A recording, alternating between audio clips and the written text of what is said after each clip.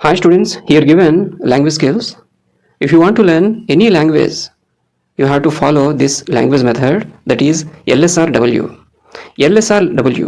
Here L represent listening, S represent speaking, R denotes reading, whereas W denotes writing. But in my opinion, for my students, for slow learners, for beginners of the language, it is better to use LWRS in place of LSRW. అమ్మ చూడండి, language నేర్చుకునే వాళ్ళు ప్రతి ఒక్కరు ఏంటంటే LSRW అనే మెథడ్ని use చేస్తుంటారు. But నేనైతే నా స్టూడెంట్స్కి LWRS అనే మెథడ్ని నేను ఈ ప్రకారంగా నేర్పించడానికి నేను ఈ కోర్స్ అనేది ప్రిపేర్ చేశాను. LSRW అనేది మీకు తెలిసిందే, లిజనింగ్ అని, స్పీకింగ్, నెక్స్ట్ రీడింగ్, రైటింగ్ అనేది ప్రాసెస్ ఉంది. బట్ ఏంటంటే అంటే నా యొక్క ఎక్స్పీరియన్స్ ఏంటంటే స్టూడెంట్స్కి ఏంటంటే LSRW మెథడ్ కాకుండా LWRS మెథడ్లో సంథింగ్ టాపిక్స్ చెప్తే కనుక, లెసన్స్ చెప్తే స్టూడెంట్కి బాగా అర్థం ఉందనేది నా ఒపీనియన్. అందుకే నా యొక్క వీడియోస్ కూడా ఈ మెథడ్, సెకండ్ మెథడ్ బేస్ చేసుకునే ఉంటుంటాయి అన్నమాట. దీని యొక్క అడ్వాంటేజ్ అనేది చెప్తున్నాను చూడండి. ఎల్ అంటే లిజనింగ్. ఫస్ట్ స్టూడెంట్ ఏంటంటే వినాలి, టీచర్ ఏం చెప్తున్నారో శ్రద్ధగా వినాలి.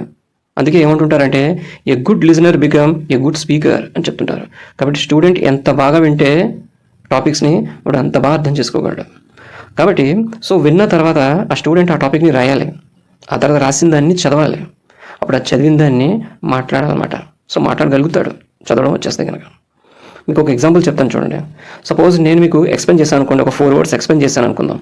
అంటే ఐ అంటే నేను అని, యూ అంటే ఐ అంటే నేను అని, యూ అంటే నువ్వు అని, అలాగే హీ అంటే అతడు అని, దే అంటే వాళ్ళు అని మీకు ఎక్స్ప్లెయిన్ చేశాను అనుకోండి. మీరు ఫస్ట్ మెథడ్ ఫాలో అవ్వాలి, లిజనింగ్ అనేది. అంటే మీరు నేను చెప్పింది శ్రద్ధగా వినాలి. ఆ తర్వాత నేను చెప్పడం అయిన తర్వాత మీరు ఒక చోట కూర్చొని మీరు పెట్టుకున్న బుక్ ఏదైతే మీరు రిజర్వ్ చేసుకున్నారో ఆ బుక్లో మీరు రాయాలి నేను చెప్పింది. రాసిన తర్వాత మీరు ఏదైతే రాశారో దాన్ని మీరు చదవాలి. ఓకే, మైండ్కి ఎక్కించుకోవాలన్నమాట. ఎప్పుడైతే మీరు చదువుతారో మీరు నెక్స్ట్ అంటే వాటిని మాట్లాడడానికి మీరు ఎలిజిబుల్ అవుతారన్నమాట. అంటే మీరు మాట్లాడగలుగుతారన్నమాట ఆ సిచ్యువేషన్కి. కాబట్టి స్పోకెన్ ఇంగ్లీష్ అంటే డైరెక్ట్గా మాట్లాడడం కాదు. ఆ మాట్లాడడం కన్నా, స్పీకింగ్ స్కిల్స్ కన్నా ముందు మీరు ఈ లిజనింగ్, రైటింగ్, రీడింగ్ అనే ఈ 3 skills మీరు బాగా డెవలప్ చేసుకుంటేనే, అంటే ఆ 3 skillsని మీరు అటెంప్ట్ చేస్తేనే 4th skill అంటే స్పీకింగ్ కోర్స్ అనేది సక్సెస్ అవుతుంది అనమాట. కాబట్టి నేను చెప్పే ప్రతి వీడియోని మీరు శ్రద్ధగా వినండి, విన్నది రాయండి, రాసింది చదవండి, ఆ తర్వాత మీరు మాట్లాడగలుగుతారన్నమాట. ఈ ప్రాసెస్ని మీరు ఫాలో అవ్వండి అమ్మా, మీకు బాగా యూజ్ అవుతుంది ఈ మెథడ్. Okay.